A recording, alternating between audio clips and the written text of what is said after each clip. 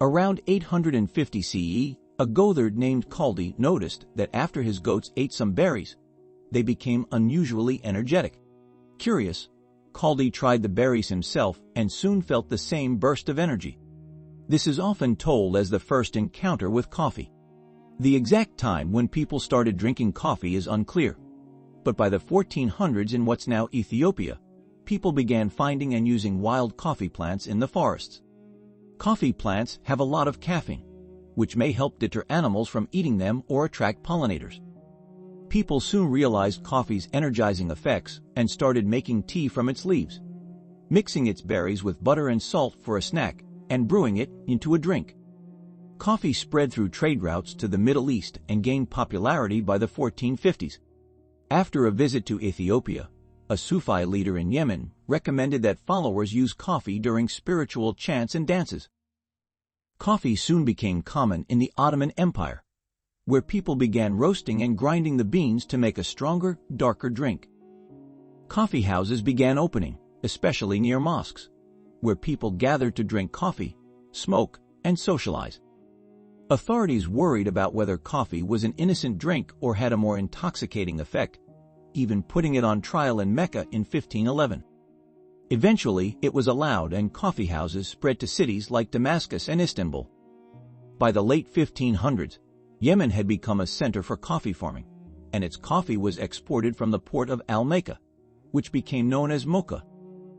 Coffee eventually made its way to India and later to Java and other parts of Southeast Asia. The Ottoman Empire also introduced coffee to Europe. London's first coffee houses opened in the 1650s, and by 1663, there were more than 80. Despite King Charles II's attempt to ban them in 1675, coffee houses thrived as social and intellectual centers. At one coffee house, Robert Hooke, the scientist who coined the term cell, publicly dissected a porpoise in 1679. In France, people began adding milk and sugar to their coffee. In the 1700s, Paris coffee houses became gathering places for Enlightenment thinkers like Diderot and Voltaire, who was said to drink up to 50 cups of coffee a day, likely small cups of weaker coffee, but impressive nonetheless. At the same time, European empires began profiting from coffee farming, often relying on enslaved or exploited workers in Asia, Latin America, and the Caribbean. As coffee cultivation grew in Latin America, fueled by slavery, land was cleared and indigenous people were displaced to make room for plantations.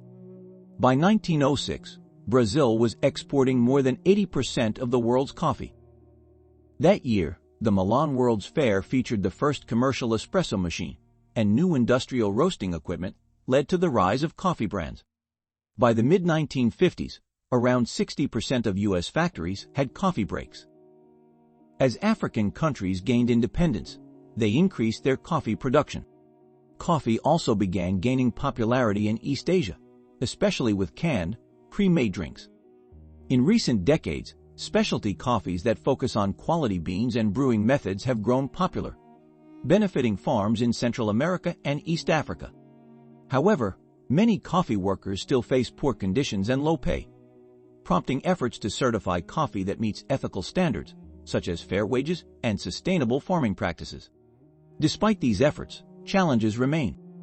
Climate change threatens to reduce the area where coffee grows, particularly in the equatorial bean belt. Scientists are exploring solutions, such as creating coffee hybrids that can survive the changing climate, to help protect the global love for coffee. Thanks for watching this video.